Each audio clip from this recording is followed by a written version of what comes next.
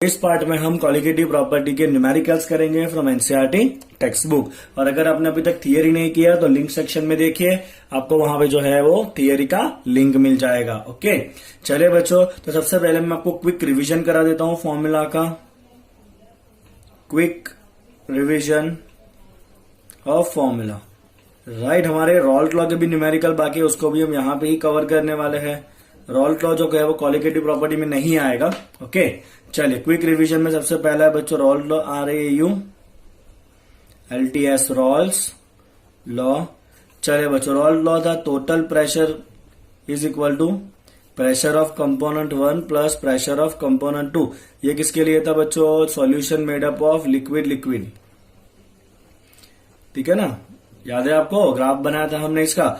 और ये pressure of 1 कितना होता है बच्चों? x1 इंटू P10, और प्रेशर ऑफ 2 कितना होता है बच्चों? x2 into P20। चलिए, तो ये था आपका P टोटल का फॉर्मूला, यस और नो? ओके, और यहाँ पे ये x क्या इंडिकेट करता है बच्चों? x इंडिकेट करता है मोल का फ्रैक्शन।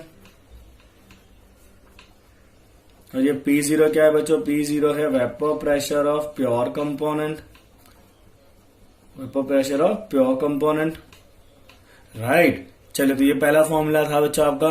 फिर था आपका कंपोजिशन इन वेपर फेस, इसी के अंदर था composition in vapour face.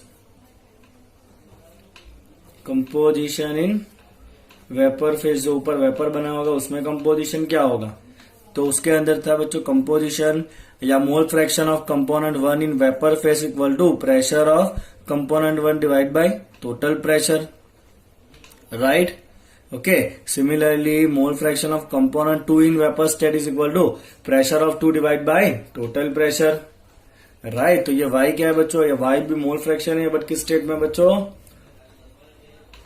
Vapour phase में, that is mole fraction in vapour face, right. Formula एक बार रिवाइज कर लीजिए ताकि आपके न्यूमेरिकल में ना आपको सोचना ना पड़े, फटाफट सॉल्व कर सको। और ये P जो है बच्चों वो क्या है आपका? जो P1 P2 है वो है आपका पार्शियल प्रेशर। क्या है बच्चों? ये पार्शियल प्रेशर है P1 P2, ठीक है ना? क्लियर है आपको इतना? ओके, चलिए, तो ये आपका रॉल्ट लॉ था बच्चों, फाइन। ओके, चलिए इससे जुड़ा न्यूमेरिकल सबसे पहले सॉल्व कर लेते हैं। तो आपको दिया है बच्चों एग्जाम्पल नंबर 2.5। चलिए देखिए डेटा क्या है एग्जाम्पल नंबर 2.5 का। तो बच्चों आपका डेटा कहता है कि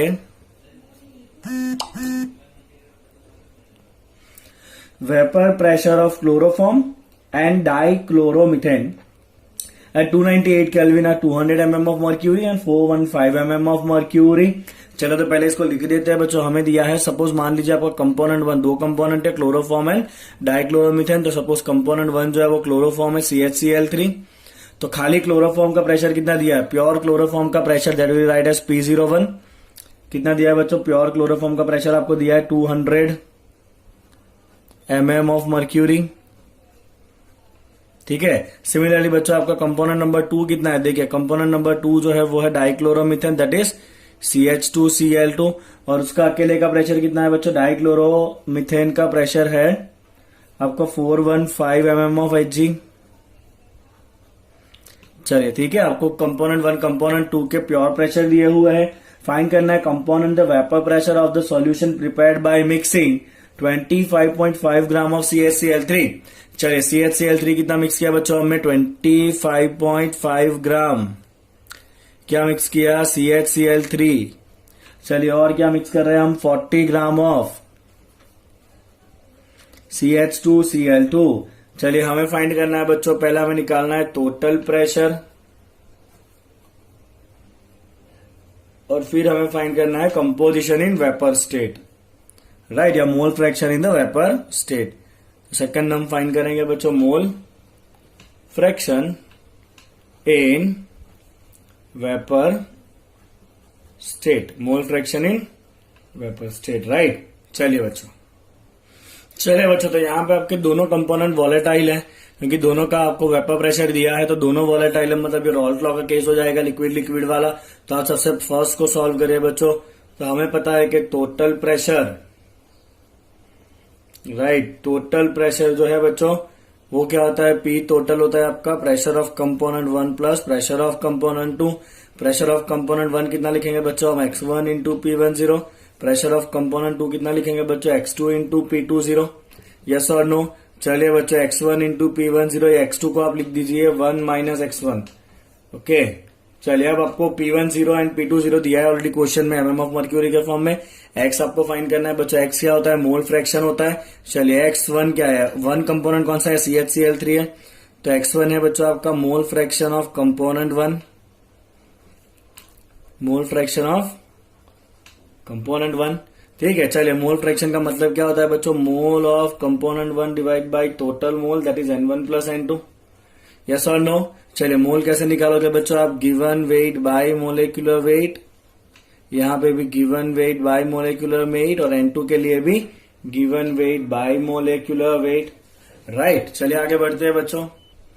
ठीक है, चलिए बच्चों, तो यहाँ पे आपको मोलिकुलर मास चाहिए होगा, वेट आपको दिया हुआ है। पहला कंपोनेंट CH_Cl3 हमने लिया है, दूसरा कंपोनेंट CH2Cl2 लिया है। पहले कंपोनेंट का वेट कितना है बच्चों? तो W1 है आपके पास 25.5 ग्राम। चलिए उसका मोलिकुलर वेट निकाले, तो उसके अंदर कौन कौन है बच्चों? एक कार्बन, एक हाइड्रोजन और 3 क्लोरीन।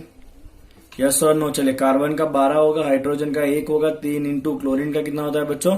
35.5। चलिए आप प्लस करिए इसको, तो ये हो जाएगा आपका बच्चों 119.5 ग्राम पर मोल। राइट, ठीक है। चलिए W1 M1 आ गया, फाइन। तो यहां से हम N1 भी निकाल लेते हैं बच्चों। तो N1 कितना होगा? उसका मोल होगा W1 by M1, that is 25.5 divide by 119.5। चलिए कितना आ रहा है बच्चों आपका? ये आएगा 0.213 मोल। कितना आ रहा है बच्चों आपका? ये सॉल्व करोगे तो 0.213 मोल आया आपका, 0.213 मोल। चलिए बच्चों N1 मिल गया, ठीक है ना। चलिए अब उसी तरह से हम क्या निकाल लेते हैं बच्चों? N2 निकाल लेंगे। तो उसके लिए आपका वेट कितना दिया हुआ है? दूसरा कंपोनेंट कौन सा लिया है हमने? CH2Cl2 लिया है। CH2Cl2 का वेट कितना है बच्चों? 40 ग्राम है। चलिए मैं यहाँ पे लिख देता हूँ, पहला कंपोनेंट जो है वो CH_Cl3 है और दूसरा कंपोनेंट है 40 ग्राम ऑफ CH2Cl2। राइट, चलिए उसका मोलिकुलर वेट कितना होगा बच्चों? एक कार्बन, 2 हाइड्रोजन, 2 क्लोरीन। चलिए आप सारे एटॉमिक वेट रख के प्लस करिए बच्चों, आपका आंसर आएगा ये 85 ग्राम पर मोल। चलिए यहां से बच्चों आप N2 भी निकाल लीजिए। N2 क्या हो जाएगा आपका? W2 by M2। चलिए W2 कितना है बच्चों? 40, N2 कितना है? 85। चलिए 40 बाई 85 कितना होता है बताइए तो 40 बाई 85 होगा बच्चों आपका 0.47 मोल। चलिए बच्चों दोनों के मोल आ गए, N1 N2 डाल देते हैं यहाँ पे, तो हमें x1 मिल जाएगा। Therefore x1 is equal to N1 upon N1 plus N2। चलिए बच्चों सॉल्व करते हैं, तो आपका N1 कितना है? 0.213 divide by N1 is 0.213, N2 is 0.47। ठीक है, चलिए आप जैसे ही बच्चों सिंप्लीफाई करोगे ये आ जाना है आपका 0.312। चलिए बच्चों कितना आ गया आपका? मोल फ्रैक्शन ऑफ x1 कितना आ गया? 0.312 आ गया। और अगर आपको x2 चाहिए तो आप क्या करोगे बच्चों? 1 माइनस x1 करोगे, तो ये आपका x2 कितना हो जाएगा बच्चों? x2 हो जाएगा 1 माइनस x1 करिए। चलिए कितना आएगा? ये 0.688 आएगा। राइट, ये क्या हो गया आपका? x2 हो गया। चलिए तो अब हमने मोल फ्रैक्शन निकाल लिए हैं। तो पहले हमें क्या करना था? जो मास दिया हुआ है ना दोनों कंपोनेंट का, उस मास पर से मोल फ्रैक्शन निकालना है। पहले तो मास पर से हम मोल निकालेंगे, ठीक है, और मोल के ऊपर से मोल का फ्रैक्शन फाइंड करेंगे। क्या फाइंड करेंगे? मोल का फ्रैक्शन फाइंड करेंगे, और फ्रैक्शन निकालने के बाद बच्चों हम क्या करेंगे? इस फॉर्मूला के अंदर डाल देंगे। ठीक है, चलिए बच्चों, तो ये था आपका x1 x2 का वैल्यू। तो आप टोटल प्रेशर फाइंड कर लीजिए। चलिए अभी तो टोटल प्रेशर क्या था बच्चों? x1 into P10 and x2 into P20। चलिए x1 कितना है बच्चों? 0.312। ओके, और P10 कितना है बच्चों आपका? P10 है 200। ओके, x2 वैल्यू कितना है? 0.688 है, और उसका प्रेशर कितना था? 415 mm ऑफ मर्क्यूरी था। चलिए इसको मल्टीप्लाई करिए बच्चों, 0.312 इंटू 200, आपका आंसर आएगा ये 62.4। और वहां पे बच्चों 415 इंटू 0.688 करिए, अब आपका आंसर आएगा 285.52। ठीक है, चलिए दोनों को प्लस करेंगे बच्चों, तो आपका टोटल प्रेशर कितना आएगा? 347.92। कितना आया ये? 347.92 आया mm ऑफ मर्क्यूरी। यूनिट तो वही रहने वाला है। तो ये बच्चों हो गया आपका टोटल प्रेशर जो हमें पूछा गया था। ठीक है, चलिए अभी ये भी पूछा है कि what are the mole fraction in the vapour state. चलिए तो फाइंड कर लेते हैं, तो बताते हैं उनको mole fraction of vapour state. Second question का answer mole fraction in vapour state.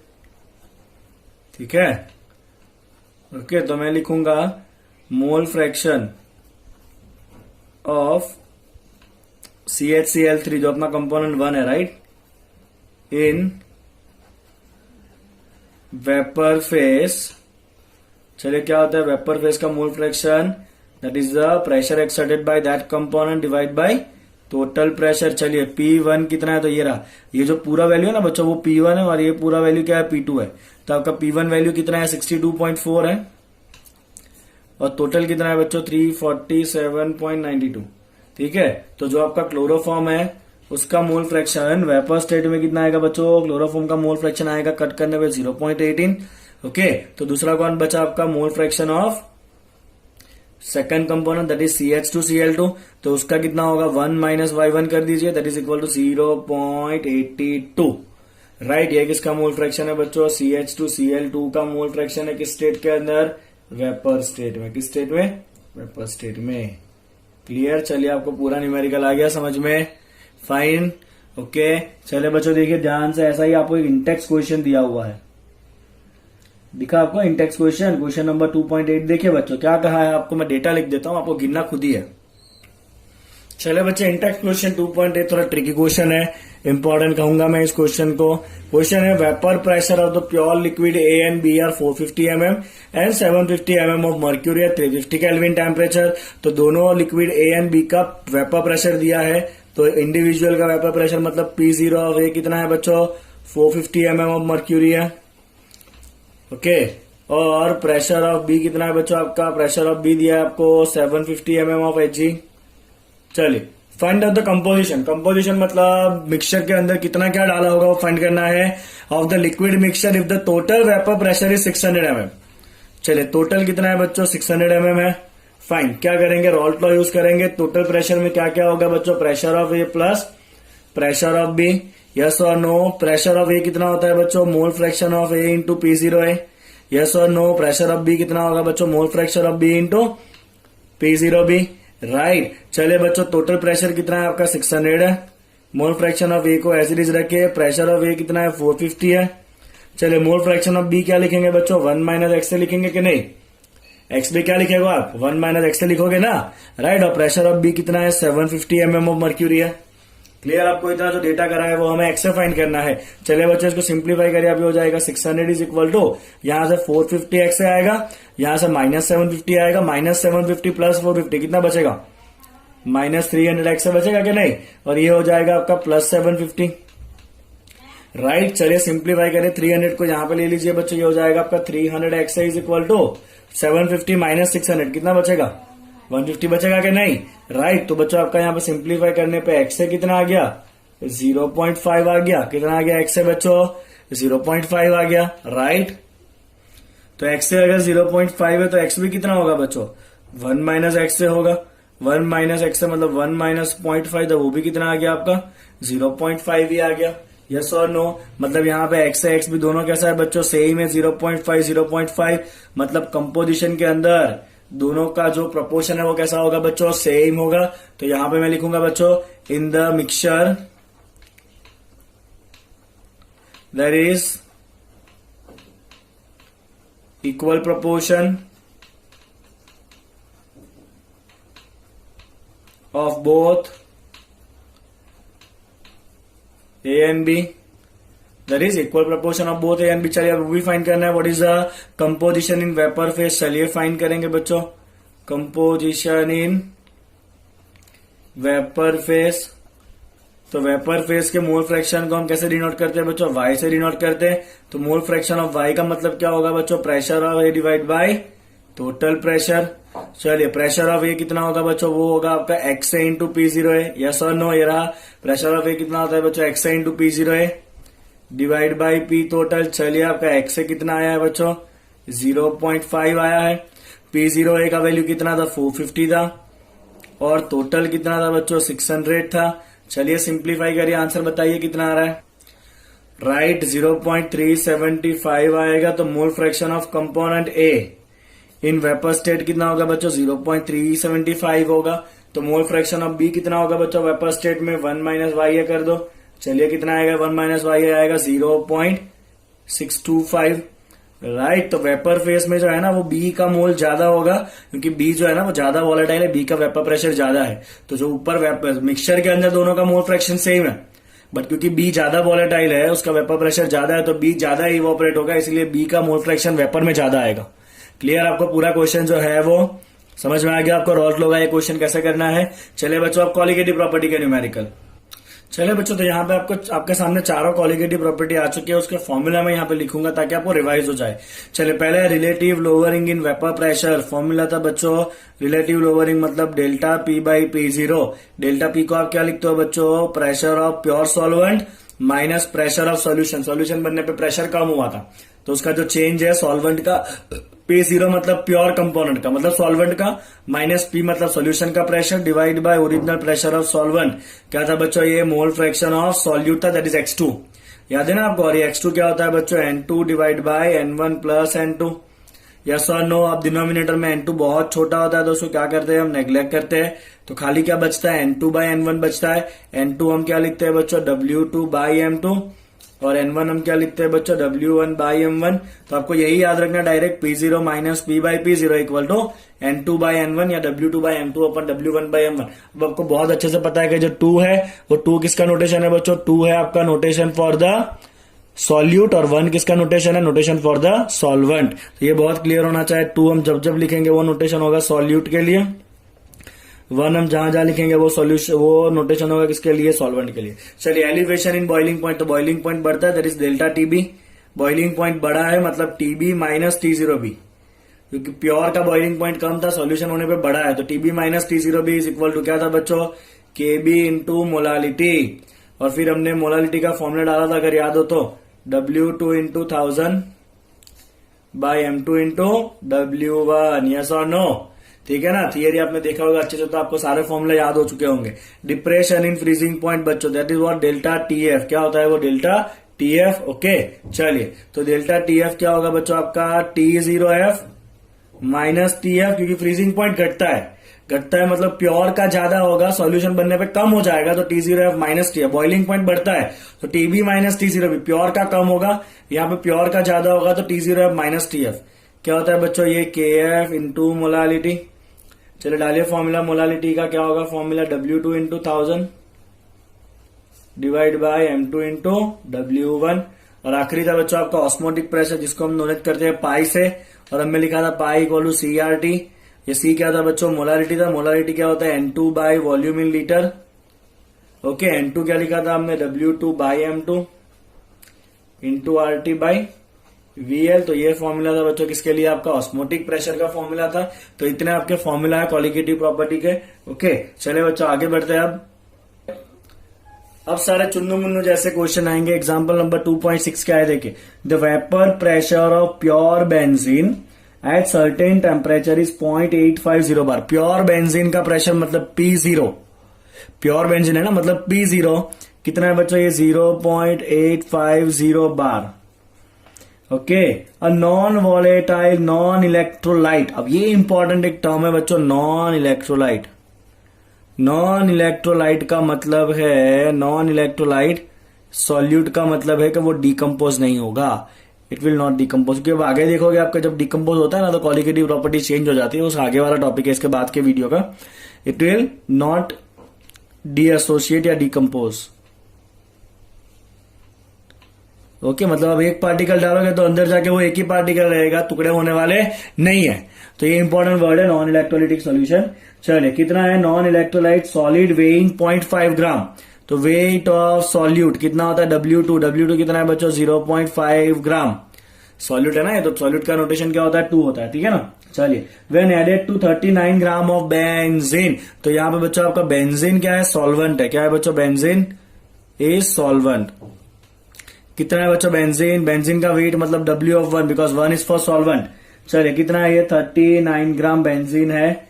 Okay जिसका मोलिकुलर मास बेंजीन का मोलर मास मतलब M1 कितना दिया है 78 ग्राम पर मोल।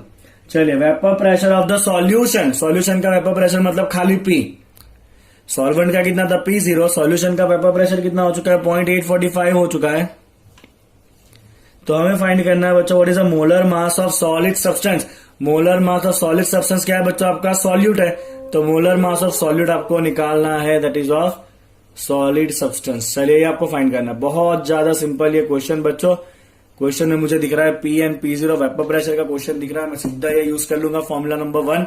चलिए, क्या कहता है formula number 1, P0 minus P by P0 is equal to, सीधा जाएंगे बच्चों W2 by M2 into W1 by M1, जो ऊपर चला जाएगा, ये वाला फॉर्मूला।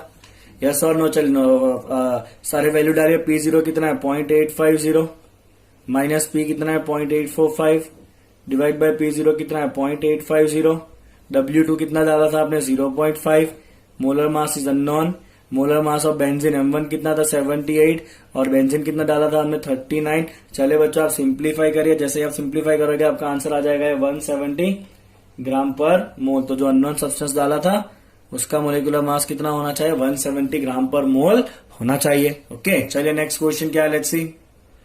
चलिए बच्चों, एग्जाम्पल नंबर 2.7 जो है वो आपको कहता है कि 18 gram of glucose is dissolve in 1 kg water. तो स्टेटमेंट है आपका 18 gram of glucose is C6H12O6 dissolve in 100 gram of water. चलिए, तो अब बताइए सॉल्यूट कौन होगा बच्चों, आपका सॉल्यूट जो है वो ऑब्वियसली ग्लूकोज है, ठीक है।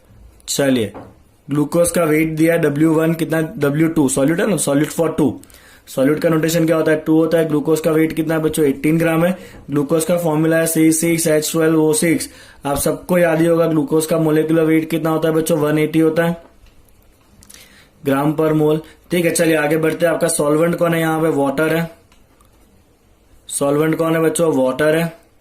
कितना दिया है वाटर आपको W1, वाटर का वेट मतलब W of 1 is solvent, right. कितना है 100 ग्राम है। चलिए, और क्या हुआ आगे देखिए, fine dissolve in the saucepan. Okay, at what temperature will the water boil at 1.013 bar.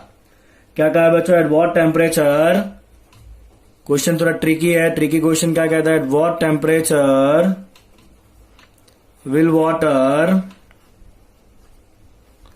Boil at 1.013 bar. Okay, और उसका केबी कितना दिया है वाटर का 0.52 केल्विन पर केजी मोल। चलिए, कोई इशू नहीं है, वाटर कितने टेम्परेचर पे बॉईल होगा, जैसे ही आपको बॉइलिंग दिखा आप चारों में से कौन सा फॉर्मूला लोगे, ऑब्वियसली सेकंड वाला लोगे। चलिए, सेकंड फॉर्मूला क्या कहता है बच्चों, delta TB is equal to TB minus T0B equal to KB into molality. Molality क्या होता है बच्चों W2 into 1000 upon M2 into W1। Yes और नो, यस और नो, तो रखिए वैल्यू। चले, टीबी मतलब आपको फाइंड करना है कि बॉइलिंग पॉइंट कितना होगा। चले, पहले आपको ये पता होना चाहिए T0B। T0B मतलब प्योर वाटर का बॉइलिंग पॉइंट कितना होता है बच्चों, प्योर वाटर का बॉइलिंग पॉइंट बताया कितना होता है, प्योर वाटर का बॉइलिंग पॉइंट होता है 100 degree Celsius, that is 373.15 kelvin. Correct कहा आपने। ओके, चलो तो मैं यहाँ पे डाल देता हूँ वो वाटर जो दिया है, उस वाटर के लिए बच्चों T0 प्योर वाटर का बॉइलिंग पॉइंट कितना होगा आपका 373.15 केल्विन। आप सेल्सियस में भी ले सकते हो, 100 डिग्री कोई इशू नहीं है। हमें क्या फाइंड करना है, सॉल्यूशन का बॉइलिंग पॉइंट। अब जब आप उसके अंदर ये ग्लूकोज डाल चुके हो, उसके बाद जो सॉल्यूशन बना है उसका बॉइलिंग पॉइंट कितना होगा, तो टीबी हमें फाइंड करना है, ये हमारा क्वेश्चन है। चलो, तो टीबी माइनस T0 कितना है 373.15 इज इक्वल टू केबी कितना दिया हुआ है 0.52, बाकी नोटेशन हमने निकाला है ऑलरेडी ऊपर से, तो वहां से W2 कितना है 18 इंटू 1000 अपन M2 कितना है 18, सॉरी M2 कितना है 180 और वाटर कितना है बच्चों 100 ग्राम है। चलिए, आप इसको जैसे ही सिंप्लीफाई करोगे ये होगा आपका TB minus 373.15 is equal to 0.052। ठीक है, तो आपका टीबी कितना हो जाएगा, माइनस सामने जाएगा तो प्लस हो जाएगा 373.15 प्लस 0.052। राइट बच्चों, तो आपका आंसर आ जाएगा बॉइलिंग पॉइंट का 373.202 केल्विन। कितना होगा बॉइलिंग पॉइंट, अब जो पानी है वो 373.15 की जगह पे 373.202 केल्विन पे बॉइल होगा। तो ये आपको नॉर्मली सिंपल एक फॉर्मूला अप्लाई करना था, ये वाला delta TB equal to KB into molality. Right, तो ये आपका इसका लॉजिक था, जब भी आपको बॉइलिंग पॉइंट दिखे आपको यही फॉर्मूला अप्लाई करना है। ठीक है, चलिए बच्चों नेक्स्ट क्वेश्चन क्या है, लेट्स सी। चले बच्चों एग्जाम्पल नंबर 2.8 करते हैं। क्या करना है देखिए, तो एग्जाम्पल नंबर 2.8 कहता है कि the boiling point of benzene. तो बेंजीन जो है वो ऑलवेज क्या होता है बच्चों, सॉल्वेंट होता है। तो सॉल्वेंट का आपको बॉइलिंग पॉइंट दिया है, सॉल्वेंट तो प्योर होता है, तो प्योर बेंजीन का बॉइलिंग पॉइंट मतलब T0B is given as 353.23 kelvin. चलिए, when 1.80 gram of non volatile solute was dissolve in 90 gram benzene. तो बेंजीन कितना है बच्चों, 90 ग्राम है। बेंजीन क्या आपका सॉल्वेंट, तो सॉल्वेंट का वेट W(1) कितना है, ये 90 ग्राम। वेट ऑफ बेंजीन मतलब W(1) कितना दिया है बच्चों, 90 ग्राम बेंजीन दिया है। चलिए, आपने अननोन सॉल्यूट ऐड किया हुआ है। सॉल्यूट जो है बच्चों कितना ऐड किया है आपने, सॉल्यूट ऐड किया आपने कितना है 1.80 ग्राम। सॉल्यूट कितना ऐड किया, 1.80 ग्राम आपने ऐड किया है। सॉल्यूट का वेट मतलब W(2), सॉल्यूट हमेशा कम होता है तो उसका नोटेशन 2 देना है। कितना हो गया, 1.8 ग्राम आपने ऐड किया है। चलिए बच्चों आगे देखते हैं उससे क्या हुआ। बॉइलिंग पॉइंट रेज हो गया, कितना हुआ, 354.11 हो गया। तो सॉल्यूशन बना, और उस सॉल्यूशन का जो बॉइलिंग पॉइंट है बच्चों TB, ये बॉइलिंग पॉइंट सॉल्यूशन का कितना बना है, 354.11 केल्विन बना है। तो calculate the molar mass of solute. Solute का मोलर मास फाइंड करना है, और केबी दिया हुआ है। बेंजीन का कितना दिया है, 2.53 केल्विन kg पर मोल। हमें फाइंड करना है सॉल्यूशन जो बना है उसमें जो सॉल्यूट डाला है ना उसका molar weight. Molar weight of solute मतलब मोलर मास ऑफ 2 फाइंड करना है। समझ में आ रहा है आपको। चलिए बताइए कौन सा फॉर्मूला, वापस बॉइलिंग पॉइंट है, यही फॉर्मूला यूज करेंगे। चलिए, TB minus T0B equal to KB into W2 into 1000 into, ये कुछ नहीं, इतने ज्यादा आपको रट्टा नहीं मारना, सीधा delta TB equal to KB into molality. और मोलालिटी का फॉर्मूला चल रहा है W2 into 1000 upon M2 into W1। अगर आपको डाउट है तो लिंक सेक्शन के अंदर मैंने यूनिट्स ऑफ कॉन्सेंट्रेशन भी देके रखा है, आप उसको देख सकते हो, राइट। चलिए, सॉल्यूशन का बॉइलिंग पॉइंट कितना हो चुका है, 354.11, और बेंजीन का कितना था, प्योर बेंजीन का था 353.23। केबी वैल्यू है 2.53 into W2 is weight of solute कितना है 1.8 इंटू 1000। मोलर वेट जो है हम कैलकुलेट करेंगे बच्चों।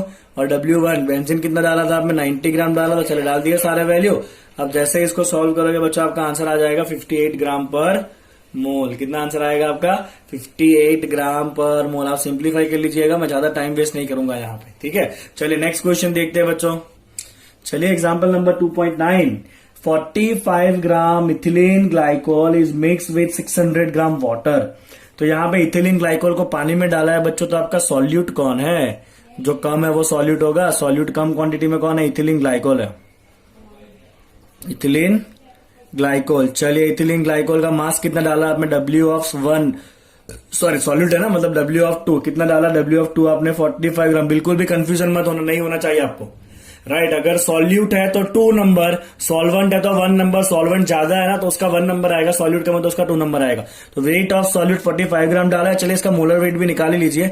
इथिलीन ग्लाइकोल का फॉर्मूला क्या होता है बच्चा, उसका फॉर्मूला होता है C2H6O2। चलिए निकालिए मोलिकुलर वेट। 2 इंटू कार्बन का होता है 12, प्लस 6 इंटू हाइड्रोजन का होता है 1, प्लस 2 इंटू ऑक्सीजन का होता है 16। चलिए बच्चों प्लस करके बताइए कितना आ रहा है आपका मोलिकुलर वेट, आएगा 62 ग्राम पर मोल। कितना आएगा, मोलिकुलर वेट 62 ग्राम पर मोल आएगा। करना क्या है हमें, let's see, calculate the freezing point, depression and the freezing point. चलिए हमें फाइंड करना है पहले डिप्रेशन इन फ्रीजिंग पॉइंट मतलब डेल्टा TF फाइंड करना है, और फाइंड करना है what is the freezing point मतलब TF भी फाइंड करना है।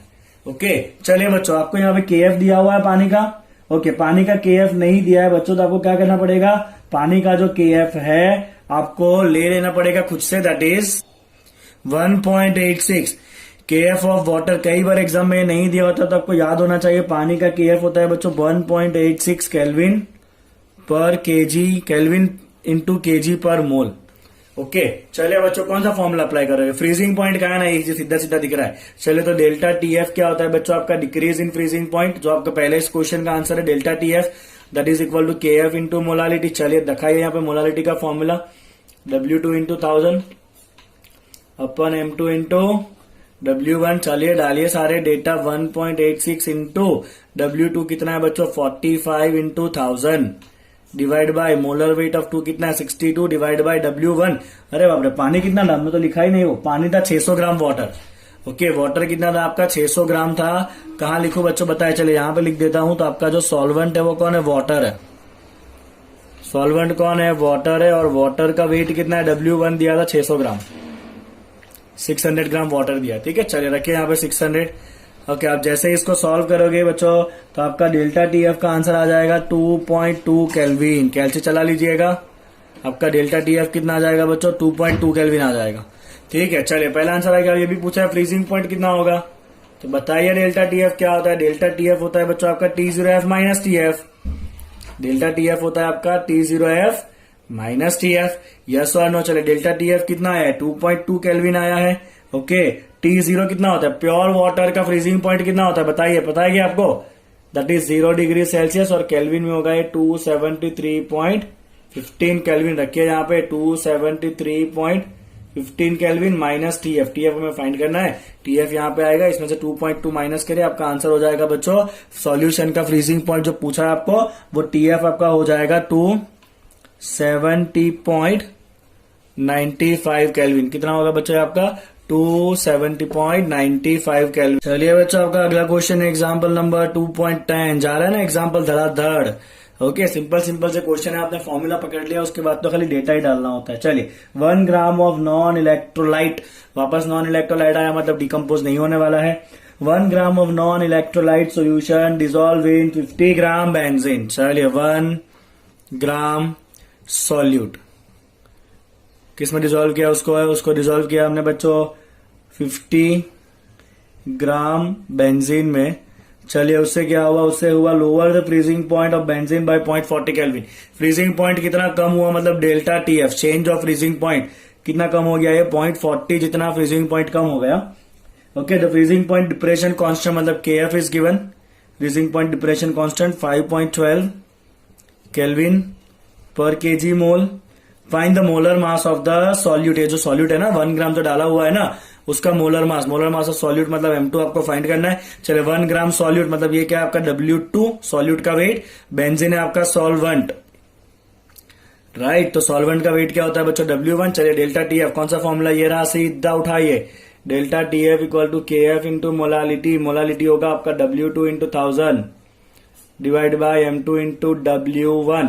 चलिए बच्चों, डेटा डाल दीजिए, डेल्टा TF कितना है 0.40, KF कितना है 5.12, W2 कितना है, W2 है आपका 1 gram into 1000 divide by molecular weight आपको फाइंड करना है M2, और W1 कितना है 50। चलिए, आप जैसे इसको सिंप्लीफाई करोगे तो आपका मोलिकुलर वेट आ जाएगा 256। ओके, 256 ग्राम पर मोल हो जाएगा बच्चों आपका मोलिकुलर मास। समझ में आ रहा है आपको, इजी क्वेश्चन है ना एकदम। चलिए, तो अगला सवाल बताता हूं आपको।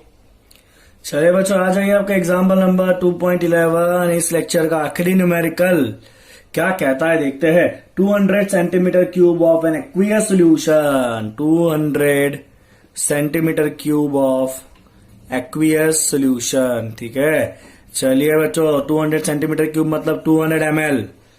ठीक है ना, वो लीटर में कितना हो जाएगा आपका 0.2 लीटर। क्या है ये, सॉल्यूशन का वॉल्यूम है, V इन लीटर हमने फाइंड कर लिया 0.2 ml। ठीक है, चलिए 0.2 लीटर।